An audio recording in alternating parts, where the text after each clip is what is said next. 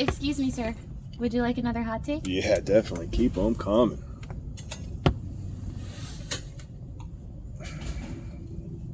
How's it going, everyone? We have a great volume for you. Let's go ahead and jump into our hot takes.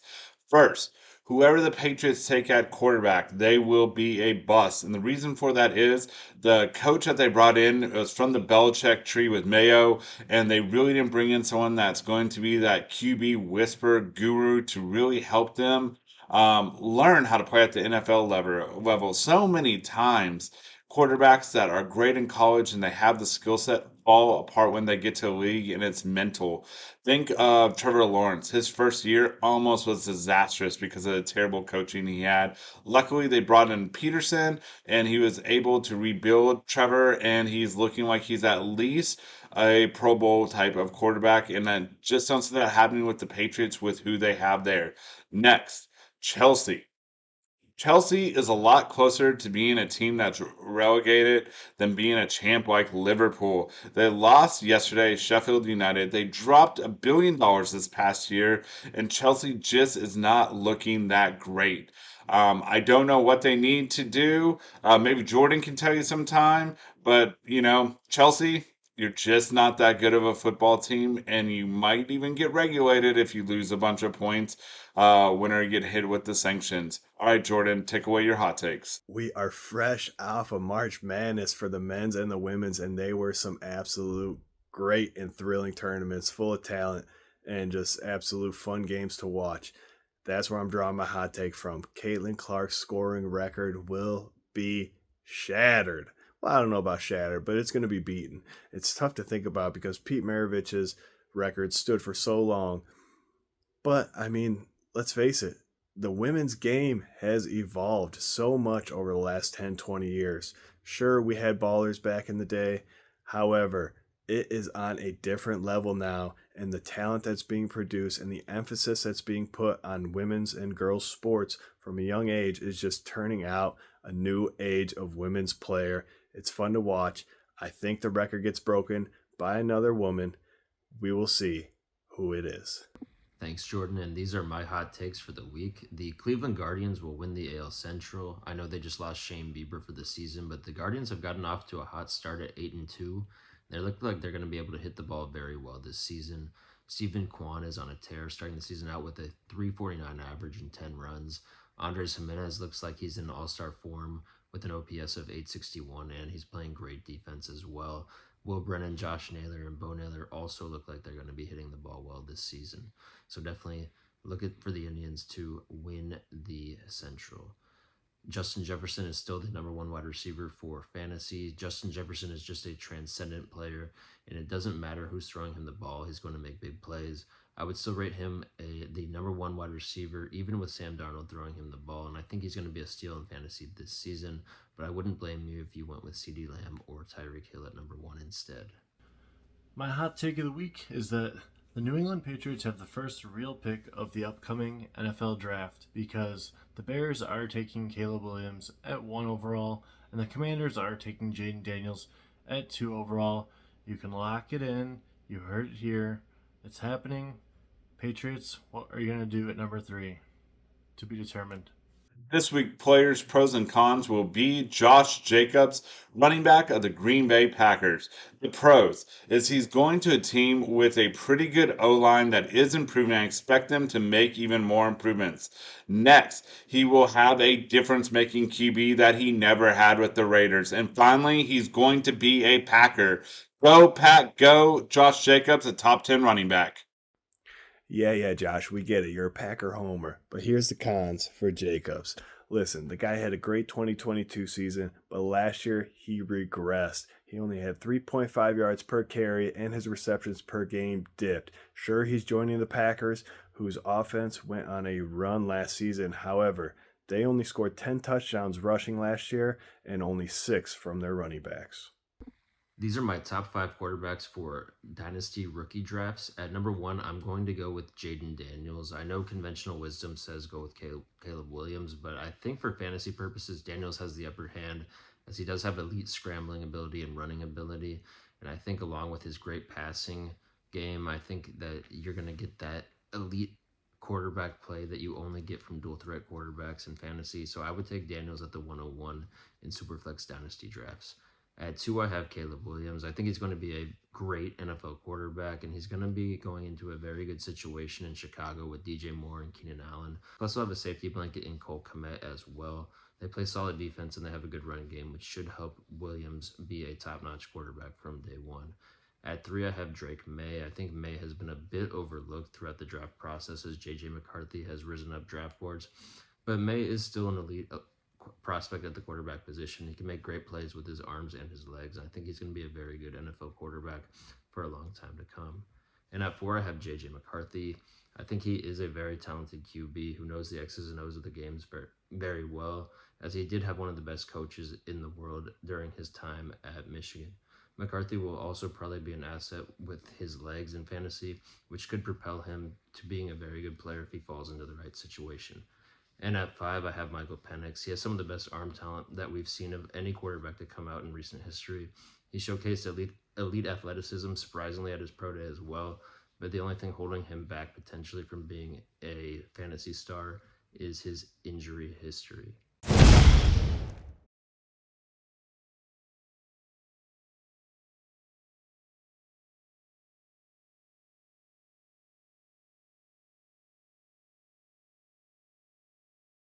This is a poker hand I played at Shuffle 512 in Austin, Texas.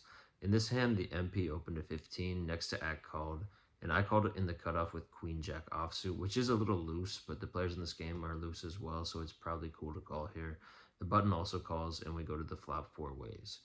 The flop comes Queen, Queen 10 with 2 clubs. It checks to me, and I bet small here for $15, thinking I have this board pretty locked up, and also wanting to disguise the strength of my hand, although I think I should be betting bigger here, closer to 30 or 40, but anyway, I bet 15, and only the button makes the call.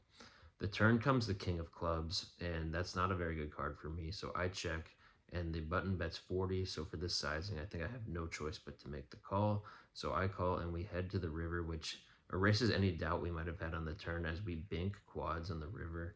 At this point, I think I have to lead, as he's going to check back almost his entire range that gets here this way if I don't lead. So I bet 100, and he tanks for about 3 to 4 minutes, and he says, I need to see your cards, and he puts in the call, and we show him the goods, and we scoop this nice pot. This is a poker hand I played at Shuffle 512 in Austin, Texas. The button raised to 15, and I 3-bet in the small blind with Queen Queen to $60. The big blind now cold calls, and the button makes the call as well. And the flop comes Queen Jack 4, so we flop top set. I decided to bet small here for $50 as I have this board locked up at the moment. The big blind folded, and the button makes the call. The turn is the 6 of spades, which brings in a spade draw. I decided to size up here to $150 to set up a river jam in case I'm coolering my opponent in a set over set situation.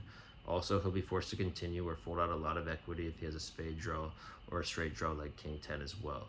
The river is pretty bad for us. It comes the 9 of spades, which completes the backdoor flush and King 10 as well. But now I have an interesting spot here where if I check, he might check back hands that I beat, like pocket jacks or pocket 4s.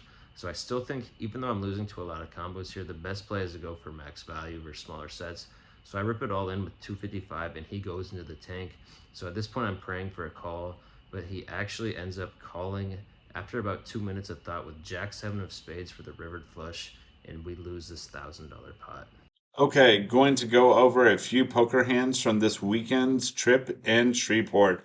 First up, we were playing 1-3 at Bowie's. It limps to me, and I'm in the cutoff, and I look down at pocket 2s. I raise to 14, and we get 5 callers. So we go to the flop. The flop is the King of Hearts, the Jack of Diamonds, and 2 of Diamonds. We love it. We flopped our set. It checks to me. Now I bet 27 on the light side to get some light callers because it's such a wet and dynamic board, and it works. The button calls, so it's a big blind and the earn gun. Now mid position makes it 100. I flat, and everyone else folds. We go to a turn of 8 of spades. Now mill position rips it all in, and I call. The river's a 9 of diamonds, and mill position now shows king jack offsuit, and I scoop with my set of 2s. So in that position, I kind of like betting light there because I figured someone might check raise me. It works because it was such a dynamic board people like to trap, and that is exactly what happened in this hand. Okay, this hand is from our second night at Bowie's. We are still playing 1-3. Mill position raises to $10, and I'm on the button, and I look down at 2-4 of hearts. Love those suited gap connectors, and I call the $10 raise. So does 4 other people. So we go 6 ways to a flop. The flop is the jack of hearts, the 10 of hearts, the 3 of spades. It checks to the middle position, who now c-bets for 40. I call, and the big blind also calls. The turn is a 5 of clubs, and now the middle position bets 100. And now have an open-ended straight draw with the flush draw, so I flat, and so does the big blind. The river is the queen of hearts. The big blind now goes all in for 165. Middle position begrudgingly calls, and I make the call too, not loving. I don't want to raise to have him shove on me. And the big blind shows king queen offsuit. Middle position has set of 10s, and I scoop with my baby flush.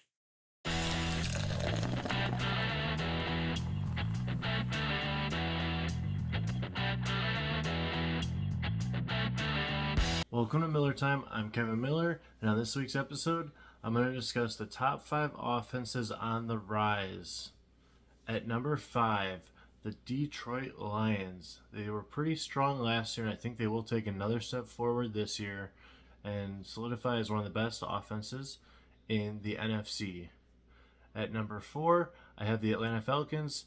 With Kirk Cousins' arrival, I think that both Bijan, Kyle Pitts, and Drake London are all going to take a step forward in value and reach their ceiling of what they could do this year. Number 3, the Green Bay Packers. They were pretty strong coming on at the end of the year last year, and I think they're going to add even more weapons and be even stronger, and Jordan Love's going to grow and become an even better quarterback.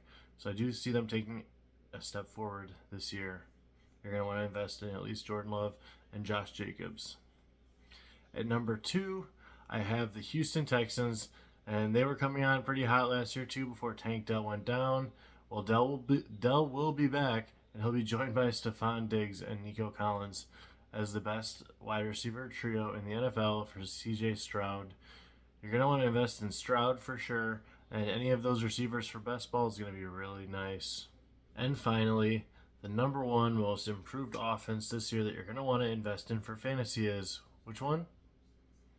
That's right, you guessed it. It's the Chicago Bears. Great job. With that number 1 overall pick and getting a great quarterback prospect in Caleb Williams, and also adding Keenan Allen and DeAndre Swift, this is going to be a good offense. Caleb Williams is going to throw for a lot of yards, and I want all of these pieces really. And it's not something we're used to as Bears fans, having a good offense. It's usually been struggling, but I'm excited, and I think they're going to come through. Those are the top 5 offenses that are going to be improved this year. Until next time, make sure you guys hit like and subscribe. We appreciate it.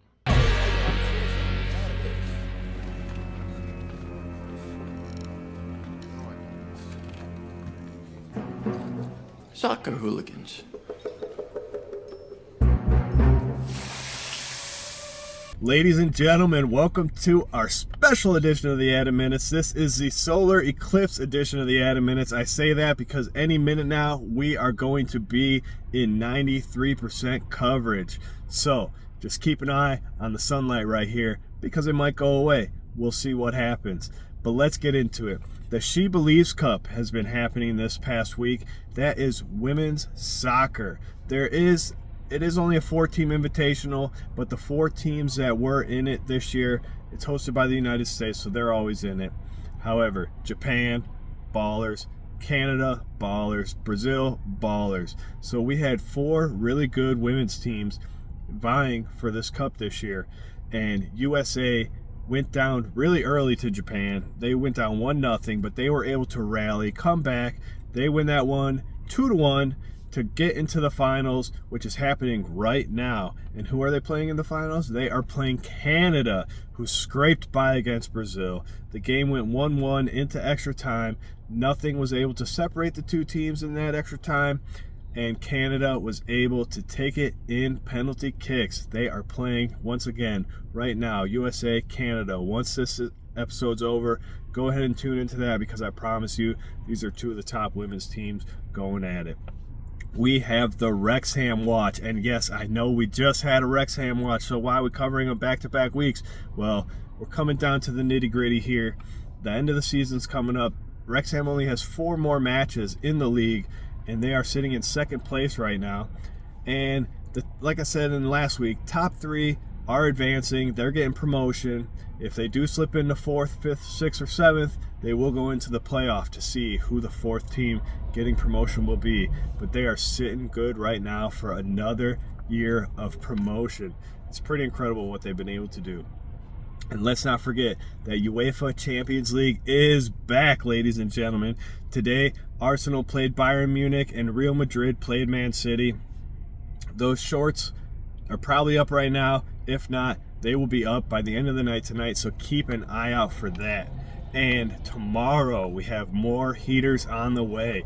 Atletico Madrid plays Dortmund, and PSG plays Barcelona. This is possibly Mbappe's last year at PSG, and he might be going to Barca's rivals after this. But hey, we don't know where he's going, and he is committing to not shying away from the game. Expect him to be a full force, all out. Mbappe is giving it all. I hope you guys had a good week. We'll catch you next time.